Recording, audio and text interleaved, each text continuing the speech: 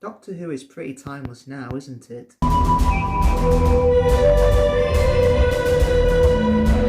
Hello and welcome to my review of Doctor Who Series 12, Episode 9 and 10, Ascension of the Cybermen and the Timeless Children, written by Chris Chibnall and directed by Jamie Magnus Stone. The finale begins in rural Ireland during the early 20th century. A young couple find and adopt an abandoned baby, Brendan, who grows up to be a police officer.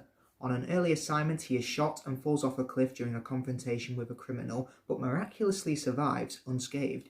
Years later, he retires but is confronted by two men, his adoptive father and his mentor. Neither of them have aged, but they take him to the back office and place electrodes to his head, telling him they have to start over and that he will not remember anyway.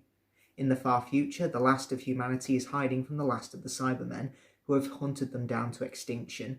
As cyber shuttles arrive overhead, the Doctor and her companions arrive and set up the means to protect the humans from a group of attacking cyber drones. However, their devices fail and some of the humans are killed. The Doctor orders her companions to leave with the remaining humans on their ship and get to safety, but Ryan and another human named Ethan are separated by the Cybermen's only partially converted leader, Ashad. Ryan and Ethan escape to assist the Doctor in hijacking one of the cyber shuttles, but the Cybermen pursue in another one. In deep space, Yaz, Graham and the other three humans, Yedlami, Ravio and Bescott, discover they are travelling through a battlefield surrounded by dead Cybermen. They board an abandoned cyber carrier which they believe can take them to Koshamus, a haven which is supposedly home to the Boundary, a portal that sends humans to the other side of the universe where they cannot be followed by the Cybermen. Graham and Ravio investigate and discover the cyber carrier holds thousands of fresh new cyber warriors in stasis animation, just as Ashad and his crew dock their shuttle. The Doctor, Ryan and Ethan arrive on the planet where Koshamus is. They discover Koshamus is in fact a person who helped other humans through the Boundary but remained behind as a ferryman in case other people survived. He takes them to the Boundary and a portal opens. Ashad and the Cybermen begin drilling into the warriors and resurrecting them. While Graham and Ravio return to the control deck, Ashad leads the warriors to the control deck as Yaz manages to contact the Doctor, warning her that the ship is almost there, but it is carrying numerous cyber warriors. The Doctor watches in horror as the other side of the portal reveals the ruined Gallifrey, much to everyone's confusion. The Master leaps through, exclaiming that the Doctor should be afraid because everything is about to change forever. The Doctor is persuaded by the Master to join him on Gallifrey, where he forces the Doctor to enter the Matrix and experience the secret origin of the Time Lords. She is shown how Gallifrey's native explorer, a Shobodan woman named Tekchun, discovered a small child at a portal on a distant world, discovering later that her adopted daughter had an infinite capacity to regenerate.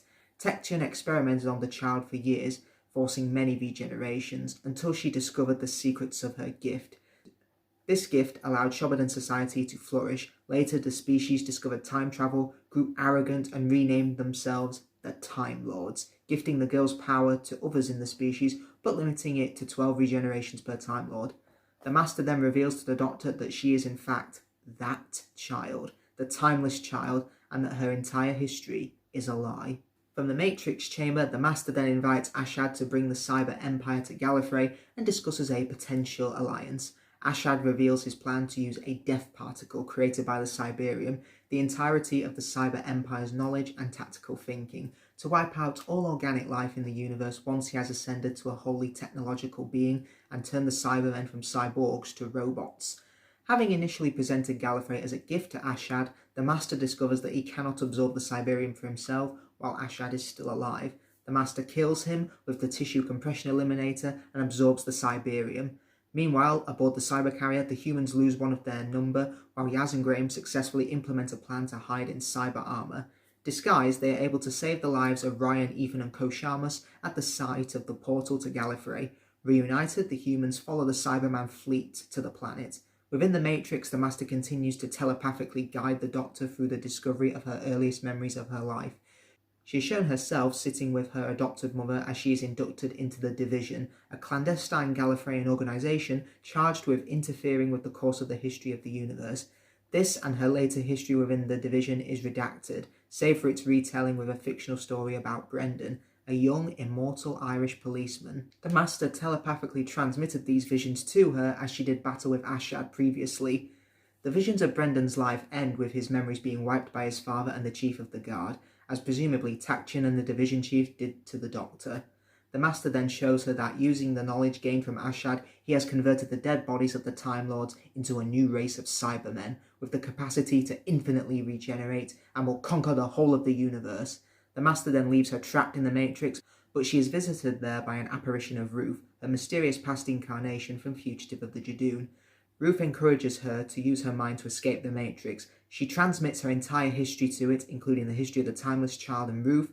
Awakened from the Matrix, the Doctor reunites with her friends. She discovers Ashad's miniaturized form and realizes the death particle is within it. She guides her friends to a TARDIS in the ruins of the Citadel and leaves to confront the Master, planning to detonate Ashad's remains and his miniature death particle, as this will wipe out all life on Gallifrey, including herself. Going into this episode, I was pretty excited. Many questions have been raised throughout Series 12. What is the Timeless Child? Who is the Roof Doctor? What did the lone Cyberman want? Why is Gallifrey now a ruin? What was the meaning about everything we know being a lie? Will Jack return? Will there be a new race of Cybermen? Who will live? Who will die? When did the unit stories take place? Except probably not the last one. So with all these questions riding on this week, did it deliver? Well, in a lot of ways, it did. And I think with these revelations, this has the potential to take the series into territories that we've not seen before. Jodie Whittaker once again knocked it out of the park as the Doctor, and I think this has been her best performance to date. This was definitely a more intense performance that we've seen from her before. I loved her acting during the opening battle scenes. She decides to go it alone and face the Cybermen as she's putting her companions in danger. I love that she's willing to sacrifice herself for them, and that was nicely set up for the final scene of the story. Her confrontation with Ashad over the hologram was great, making him appear weak as he had an inner conflict, something the Cybermen shouldn't have because they have zero amount of emotions. The Doctor thinks that she has won in this scene, but Ashad is reveling in it. It's a reoccurring theme in this two-parter, the Doctor thinking she knows everything and is on top of all of things, but is taken completely out of her comfort zone. Just when you think the situation can't get worse for her, the Master appears and takes her to her ruined home of Gallifrey, with news that the Timeless Child is in fact the Doctor, with all her memories of her previous lives now missing. In all honesty, I really like this plot twist, mainly because I think it put the Who back into Doctor Who, without disregarding anything that was established previously. For example, William Hartnell is still the first Doctor, but the character itself is descended from the Timeless Child. For Series 13, the Doctor may have to find her previous lives, and that could be a really interesting storyline to follow. You may think it's a disregard of all previous canon and continuity, but I love what the Roof Doctor says to the 13th Doctor. The past is in the past, but it won't affect the person who you are now. As someone who can be haunted by the memories of their past, this was so inspiring to hear. The Doctor doesn't need to be insecure, because she is a good person, and who better to tell her than the Doctor herself? Jodie was fantastic when the Doctor heard this revelation. This is the furthest the Doctor has ever fallen in her life because she's not in complete control. I love how she threw the Master to the ground and shouted, "Show me the rest." It honestly gave me survival flashbacks. But this revelation still makes sense in the grand scheme of things. The Doctor is considered an outcast amongst her own people. She ran away from Gallifrey in her first incarnation because the Doctor wasn't like other Time Lords. She wanted to explore the universe and not stand by and watch everything go by. The idea of the Doctor being more than just another Time Lord, I think, is great. It's like what script editor Andrew Cartmel tried to do in the late 1980s by adding more to the Doctor's mythos, and I really like this. The Doctor is the one who gave regeneration to the Time Lords and was part of its creation. I like this personification of the Doctor. She can honour who she is and still look ahead towards the future. However, I do find it a bit of a shame that we've now regressed back to this title and godlike imagery of the Doctor. Because if you think back to Doctors 9 to 12, they all had titles associated with them. The Man Who Forgets, the Last of the Time Lords, the Oncoming Storm, the Grey Stick Insect. The last one's probably not as powerful. But anyway, in Series 11, I liked how the 13th Doctor was just travelling for fun, but now we seem to have gone back to this. However, I still am looking forward to what it entails in Series 13, because this is definitely unexplored territory that I'm really looking forward to. Now, I understand people may not like this change, or it does nothing for them, and I think that's completely fine. Doctor Who has an ever-changing canon, and Chibnall has added more to it, while it still makes narrative sense. And if you don't like that, fair enough. However, if you're going to scream online that Chibnall ruined your childhood, you probably didn't have one worth ruining in the first place. The Doctor is now trapped in a prison in space by the Judoon, and I can't wait to see where this takes us for the next series. I'm going to talk about the villains before I mention our fam. First, let's talk about the Master. Once again, he completely knocked it out of the park as everyone's favourite renegade Time Lord and the Doctor's best enemy. I loved the Master in this episode. While he was there mainly to give exposition to the Doctor about the Timeless Child, Darwin delivered the dialogue really well, but I love how this revelation also affected the Master's character as well. The idea of a part of the Doctor being inside the Master due to all the Time Lords having the ability to regenerate because of her was fantastic. The rage inside him made him burn down Gallifrey and start the Time Lord Society all over again with Cybermen. I love that. It's as if the Doctor's mere existence caused all this destruction. It makes you question whether or not the Doctor is actually doing good for the universe when all of her actions can have consequences like this. However, the Master more or less kills two birds with one stone. On the one hand, he'll see the Doctor suffer because her entire existence has been shaken up, and on the other hand, he'll still have mastery over the universe with his new race of Cyber Time Lords. I only hope that we have more to see of the Master in the future. As for the Cybermen, I have mixed thoughts on. In the first episode, they were more or less the main threat. Ashad was still an intimidating force, the new design looked fantastic, and it was great seeing them take out Sharma's drones and in the opening battle sequence in full force. The cyber drones were also pretty cool. I like how it didn't even take a fully functioning army to take out all of the weaponry. They can still be deadly even without a body. However, I think it would have been better if these cyber drones were the Cybermats. It could have made for a creepy scene where they scurry up the ground and take out the weaponry, make them an unseen force and then reveal them. But you can't win them all, I guess. Sadly, in the second episode, the Cybermen fall victim to what is pretty reoccurring in the new series, and they play second fiddle to another storyline. The Master shrinks down Ashad and takes the Cyberium for his own uses. Again, it just makes them look kinda useless. The one criticism I've heard is that it makes Jack's warning in episode 5 a little pointless, but I don't think so.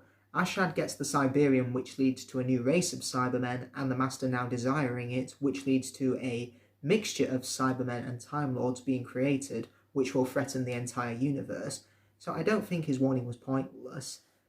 It's such a shame that Ashad is such a great villain in this new era, and the fact that he was taken out like that just disappointed me a lot. Between episodes 9 and 10, a lot of speculation came from who Brendan is. Is he another incarnation of the Doctor? Is he an earlier life of Jack Harkness? Is he Omega? Or is he everyone's favourite fan theory, the Rani? In all honesty, how this was set up was just really sloppy, I think. The main problem of it all was how distant it was from the rest of episode 9. None of the main characters are investigating this mystery, and it's only known to the audience. I just wasn't as invested in it as I should have been, because the characters were completely unaware of it until the Master showed the Doctor that it was a snippet created by the secret organisation of the Time Lords. Watching episode 9 again, knowing the twist, just weakens those scenes for me and makes me feel like they're just a waste of time. It'd be like in Utopia, the question of who Professor Yana is entirely separate from the plot of the Doctor sending the last of the humans to Utopia, and neither of the characters are aware of each other's existence. But then the Master reveals in The Sound of Drums, oh, by the way, this very old professor you've never met before, that was me. Clever, aren't I? The Brendan subplot / mystery felt underdeveloped for it to not have an impact on the overall story. It felt like Chibnall was teasing us with a massive chocolate cake and then only gave us a tiny little crumb when we asked about it. I use way too many food allegories in these reviews. As for our fam this week, I think they were served pretty well in the finale. First, I'm going to start with Ryan. I really liked his fight with the Cybermen, and I liked how he was able to hit the Cybermen with the bomb. If you think back to Spyfall, he failed to score a basketball in a hoop, but he found his confidence and bravery, and he succeeded here. It's like he was overcoming his dyspraxia and not letting it defeat him or put him down. Now, before you say, "But Isaac, it's not been mentioned at all this series, that means the writers forgot about it." Well, here's the thing. I know people with dyspraxia and they don't mention it 24/7. They take it in their stride and do their best to carry on with it. So I'm happy that Ryan grew in confidence for this series, even when he didn't have the Doctor with him. As for Graham and Yaz, they were both really good as well. Personally, I loved the scene in episode 10 where Graham told Yaz how much of a brilliant young woman she is. You can tell that was from the heart, and Walsh just once again nailed it. Yaz I did really like. She took charge on board the cyber ship and was the first person to step through the portal to Gallifrey. In the second half of Series 12, she really started to impress me more. After being ignored for the majority of her stories, Episode 7 in Can You Hear Me expanded on her backstory, and that made me like her a lot more. I liked how she took leadership amongst the companions, and who knows, maybe she'll be the one to lead a rescue mission to help the Doctor from prison. What's interesting is that they have no idea where the Doctor is, and may assume that she's dead, and they could never see her again. However, they do have a TARDIS that is now in the shape of a house, so maybe they'll find her using that. Our companions, I think, definitely improved overall this series, and while there were episodes where they did feel sidelined like in Series 11, they are starting to grow on me a lot more than before. Though my only surprise about this is that none of them died or left in the finale, though who knows, that could change by the holiday special that we have coming up. Our supporting cast in this finale just felt really bland here. The performances I felt from all of them were fine, but I think they fell victim to the tons of other story elements that were introduced in the plot. I think the only one that stood out to me was Ian McElhenney as Kosharmus. He was a man who was lamenting on his failures to protect the Cyberium, and I liked how he sacrificed himself to do the right thing. He had previously failed to stop the Cybermen from becoming more powerful, but now he will give his life to stop them from becoming even more powerful again. Again, it's taking insecurities of the past and moving on from them, and rising up for the better present and the future, which is what the Doctor did as well. And it was nice stuff that he had an arc that was wrapped up. But if you look at the other characters, all they do is just run from the Cybermen, and then the Doctor gives them a new life on Earth in the 21st century. Shouldn't the Doctor return them to their own time instead? Just felt a bit irresponsible there. Production-wise, this episode looked fantastic. I loved the ruined battlefield at the start, the ruins of the Gallifrey Citadel looked incredible, and the new cyber costumes were great. They were a nice updated version from 1968's The Invasion. I just wish they were put to much better use, because they didn't really do much, as all the focus appeared to be on Ashhead and then the Master. The music by Sega Nakanola was also great. I loved the use of the theme music when the Doctor tried to blow up the Matrix. It's like all of the memories and happy times of the past 57 years were coming back. Some may see it as too meta, but I thought it was a really nice touch. This era really does shine when it comes to production values. Every week feels like a blockbuster. There's no more wobbly sets for this era. So, to conclude, Ascension of the Cybermen is good setup with plenty of action and a brilliant cliffhanger. However, it's a case of too many cooks in the kitchen at some places, as many elements just get shoved under the rug, or questions that feel like they should have bigger answers occur with a whimper and not a bang like it should be. However, while it may buckle under its own weight, The Timeless Children is still a thrilling finale that looks to the past to raise questions for the inevitable future, and brings excellent potential with it. Clumsy and sloppy in moments, but overall, this is how you end a series, and I can't wait for how the Doctor is going to get out of this one. Now, before we end this video, I'm going to briefly rank the Series 12 episodes from worst to best, and if you want to know my more in-depth thoughts on each episode, you can check out all of them in a Series 12 playlist. At number 8, we have Orphan 55, number 7, Praxius, number 6, Fugitive of the Jadoon, number 5, Nikola Tesla's Night of Terror, number 4, Ascension of the Cybermen and the Timeless Children, number 3, Can You Hear Me, number 2, Spyfall, and number 1, The Haunting of Villa Diodati. Overall, I think Series 12 has been a really strong series for Doctor Who. Not everything has been perfect, but there's been just the right mix of elements from the past, present, and plenty of plot lines to look forward to in the future. Well everyone, that's all from me. Thank you so much for sticking through me with Series 12. I hope you enjoyed watching these reviews as you have watching the episodes. Be sure to like, share and subscribe. Let me know in the comments below what you thought of the episode. And as for what's coming next on this channel, I think it's time to look backwards to Season 13. Confused? You will be.